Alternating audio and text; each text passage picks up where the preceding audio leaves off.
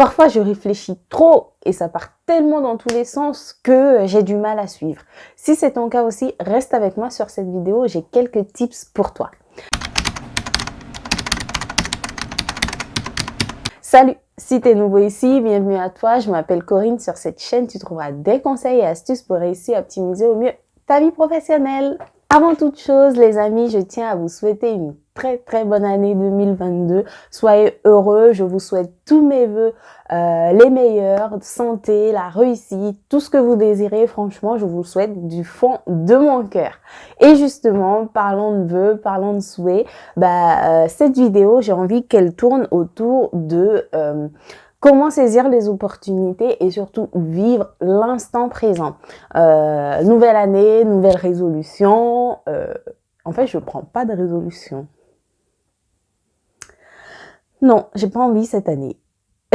Lol. Non, en fait, je voulais juste dire ça parce que c'est la grande mode sur Instagram actuellement et sur tous les réseaux sociaux d'ailleurs de voir pas de résolution pour moi cette année. La meilleure des résolutions que j'ai prises, je crois que j'ai vu un truc comme ça. La meilleure des résolutions, c'est pas de résolution, nanana. Et effectivement, pour moi, en fait, tout ce que cela sous-tend, tout ce que cette façon de dire je ne veux pas prendre de résolution, pas de résolution, patati patata, ça sous-tend tout simplement de la bienveillance envers soi-même. Et ce que moi j'ai choisi cette année comme seule et unique résolution, c'est d'être bienveillante le plus possible envers moi-même. Et c'est ce que je vous souhaite, les amis. Et je vais vous expliquer un peu plus en détail pourquoi et comment est-ce que je compte faire pour y arriver. Donc si ça vous intéresse, vous pourrez aussi faire pareil. Alors, pourquoi j'ai choisi d'être bienveillante envers moi cette année? Je m'explique, moi j'ai été élevée dans un contexte d'anticipation et de projection constante. Fallait toujours penser à la suite.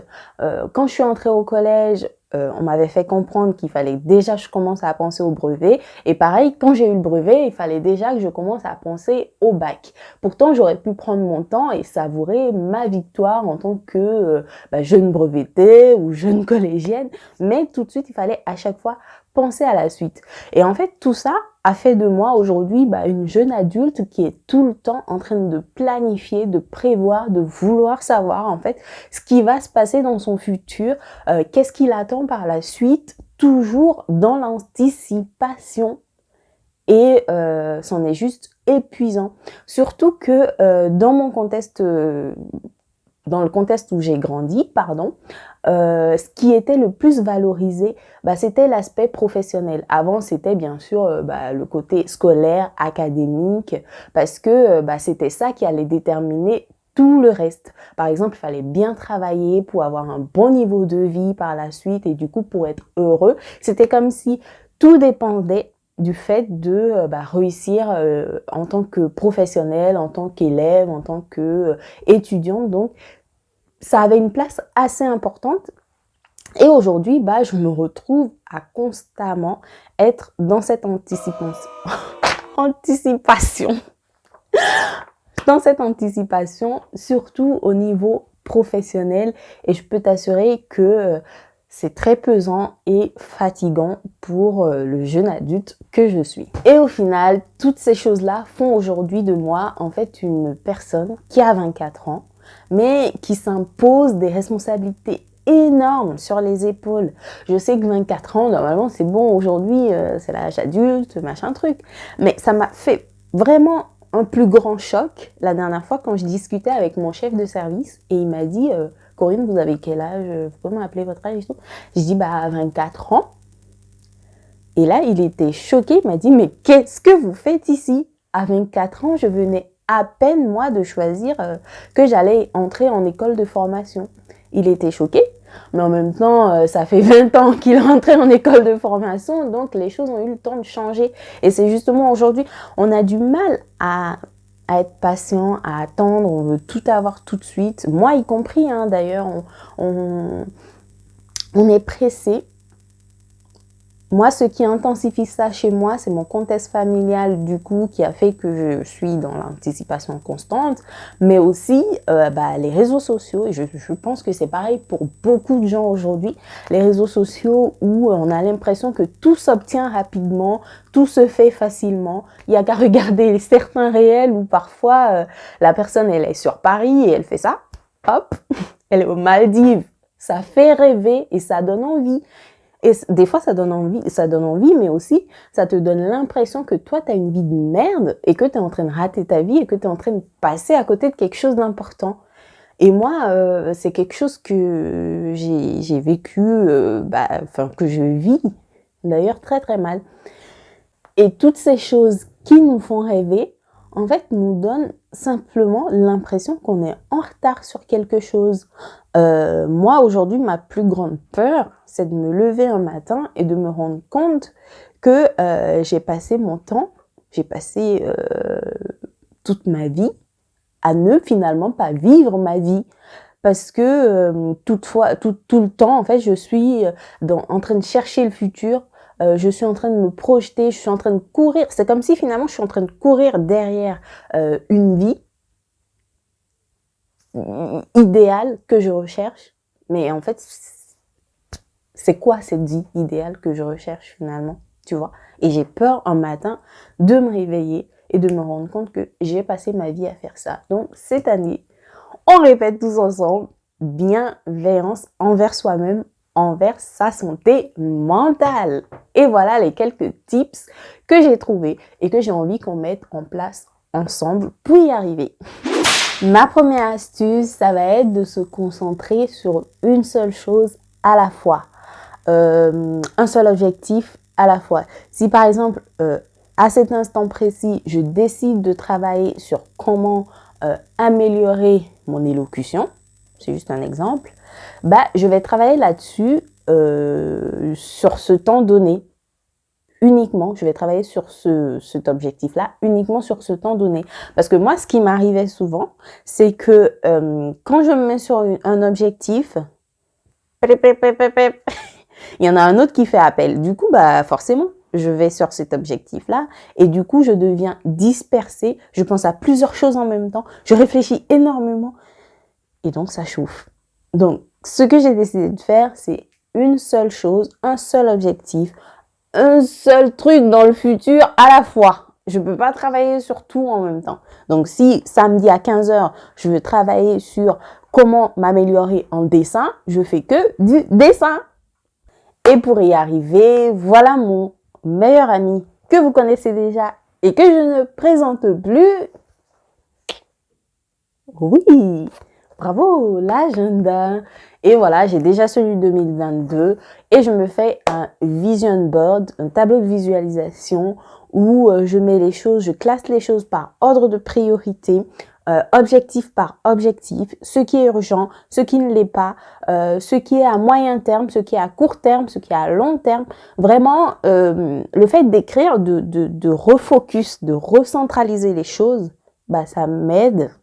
Et en fait, ça aide à recanaliser, à recentraliser, à se refocus, quoi, sur les objectifs, une chose après l'autre, et de ne pas partir dans tous les sens. La deuxième astuce, elle va dans la continuité de la première. Ça va être de faire les choses avec volonté quand je les fais.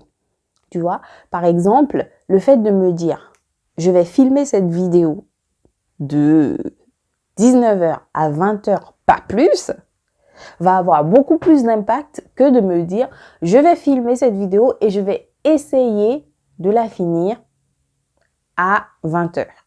Tu vois? Donc vraiment mettre une certaine rigueur dans ce que je fais et le faire avec toute ma concentration, toute ma volonté, être là quand je fais la chose et quand je ne la fais pas, ne pas y être tout simplement. Quand le moment où je me suis imposé qu'il fallait que je fasse cette chose est passé, faut pas que j'y sois encore, fini ou pas.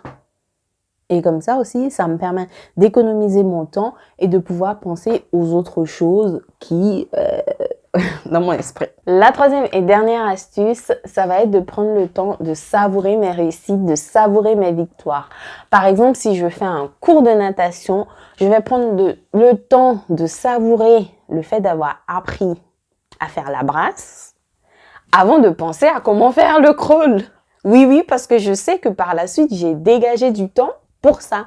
Donc, je n'ai plus à craindre de « Oh, mais non, est-ce que je saurais faire le crawl? Et puis après, ça va être quoi? La nage papillon, la nage poisson, tout ça. » Parce que moi, oui, avant, j'étais comme ça. Mais maintenant, je veux prendre le temps de savourer chaque réussite, aussi petite qu'elle soit. Mais aussi, une chose très importante qu'on a tendance à oublier, c'est le temps, en fait, de pleurer les échecs. Et cette année, je vais me laisser le temps. Parce que aussi, j'avais tendance, une fois que j'apprends une mauvaise nouvelle, ne serait-ce qu'un refus de candidature, tu te dis, bon, ça y est, je ne me décourage pas, je continue. C'est vrai qu'il ne faut pas se décourager et qu'il faut continuer. Mais parfois, ça fait hyper mal. Surtout que quand t'en es à ton 10e ou je sais pas combien refus de la semaine, oui, ça fait mal des fois.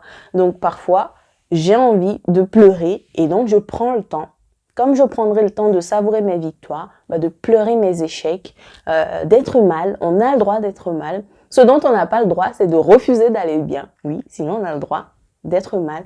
Et du coup, de pleurer cet échec-là et après de m'en remettre et de faire par la suite des choses qui vont m'emmener vers la réussite, vers ce que je désire, vers le succès, vers l'épanouissement, tout en restant bienveillante vis-à-vis de moi.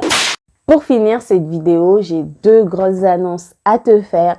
La première, je suis un peu tristounette, mais c'est comme ça va dans le sens de tout ce qu'on s'est dit dans cette vidéo. Ça va dans le sens de la bienveillance de soi, de prendre soin de soi, voilà. Et donc, c'est que finalement, je ferai que 2 vidéos YouTube par mois en fonction de mon rythme de travail, de ma formation que je suis et de ma vie personnelle. Je me sens obligée de faire un tel choix par bienveillance vis-à-vis de moi-même.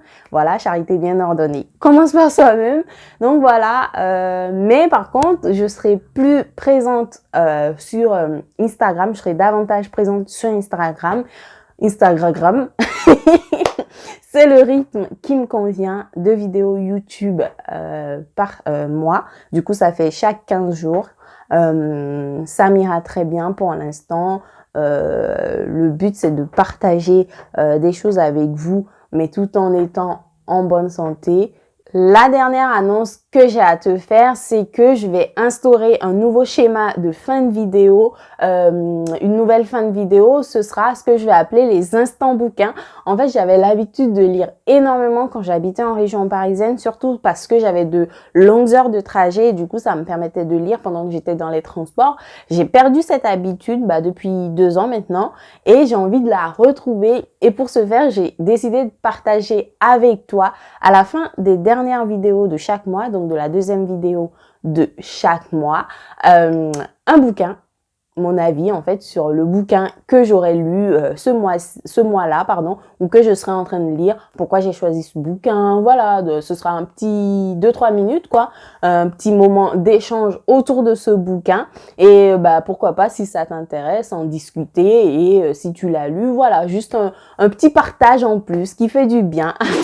Voilà tout ce que j'avais à te dire pour cette première vidéo 2022. Si elle t'a plu, n'hésite pas à la commenter, à la liker et à la partager autour de toi. Je te souhaite encore une fois une très très belle année 2022, une année pleine réussite, une année de bonheur, une année surtout de bienveillance vis-à-vis de toi parce que ça commence par là, le bien-être, ça commence vraiment par être bienveillant vis-à-vis de soi. Et je te dis à très très vite dans une nouvelle vidéo et je te fais tout plein de bisous. À bientôt.